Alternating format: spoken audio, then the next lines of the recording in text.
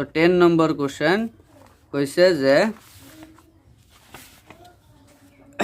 এইটো এটা ইকুৱেশ্যন দিয়া আছে হৈছে তো ইকুৱেশ্যনটো দিয়া আছে আৰু কৈছে 2 এটা 0 কৈছে if কি কৈছে if root of the quadratic equation if one root of the quadratic equation এইটো equation is কিমান 2 then find the value of k k এর ভ্যালু ওলাব লাগে ইয়াৰ পৰা এইটো k আছে নহয় ইয়াৰ পৰা k এর value also find the root other root তো আনটো root ওলাব লাগে তো ইয়াত চোৱা কি ইকুৱেশ্যনটো লিখি লও ইকুৱেশ্যনটো কি আছিল 2x square plus kx minus 6 equal to 0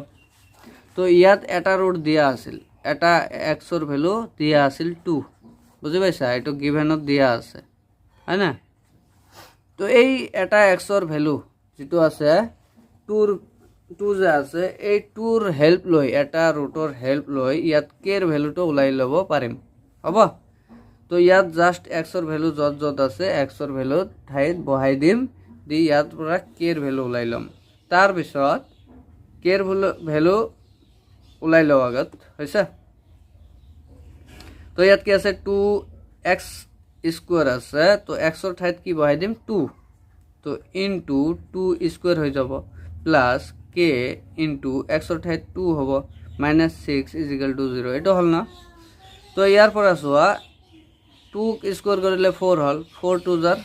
কিমান হ'ব 8 হ'ব তো 8 প্লাস এটো 2 into k 2k minus 6 equals to 0 বুঝি পাইছা এটা তো ইয়াৰ পৰা সোয়া 8 প্লাস 8 আৰু মাইনাস 6 আছে ইয়াৰ পৰা কি থাকিল তেন্তে 2k থাকিল আৰু প্লাস 2 থাকিল is equal to 0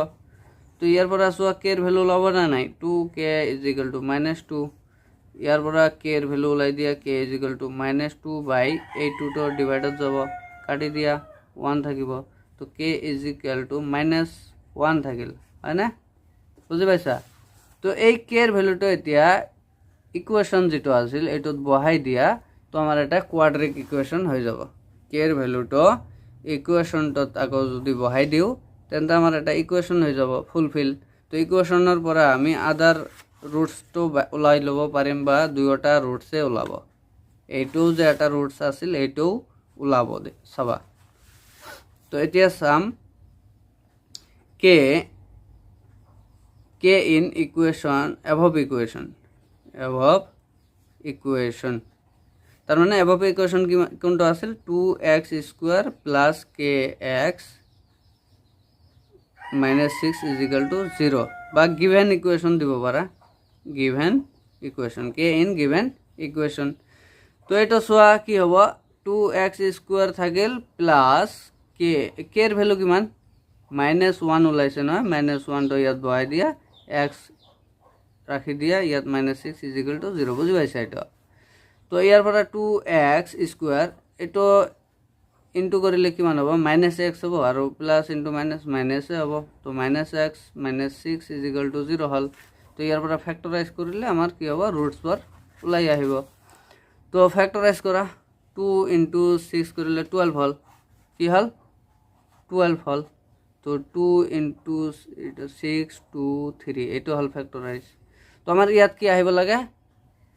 x আহিব লাগে তো 2x স্কয়ার minus 4x দিয়া আৰু প্লাস 3x দিয়া এটো আমাৰ x আহি যাব মাইনাসৰ আৰু 6 is equal to 0 hall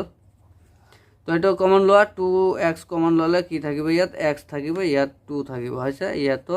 x - 2 লোৱা is equal to 0 ইয়াত কি লাগে 3 লাগে ইয়াত মাইনাস দিলে নহব প্লাস দিব লাগিব হয় না প্লাস দিলে হৈ যাব তো ইয়াত কি কৰিম তো এইটো মিলি লিখিম x - 2 আৰু আনটো আছিল 2x + 3 is equal to 0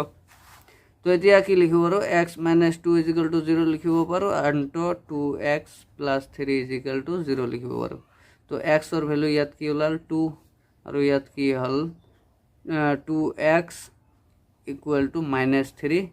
তো x equal to কি হল -3/2 তো এইটো তো আমার দিয়াই আছিল এটা রুটস কি আছিল 2 দিয়া আছিল এটা ওলাইছে আনটো রুটস ওলাব লাগে এইটো ওলাই গৈছে হৈছে তো দেয়ার ফর কি লিখিম আদার রুটস ইকুয়াল টু কি লিখিম -3/2 হল আমার রুটসও ওলাল আদার রুটসটো ওলাই গ'ল আৰু কে এর ভ্যালুটাও ওলাই দিছোঁ হৈছে বুজি পাইছা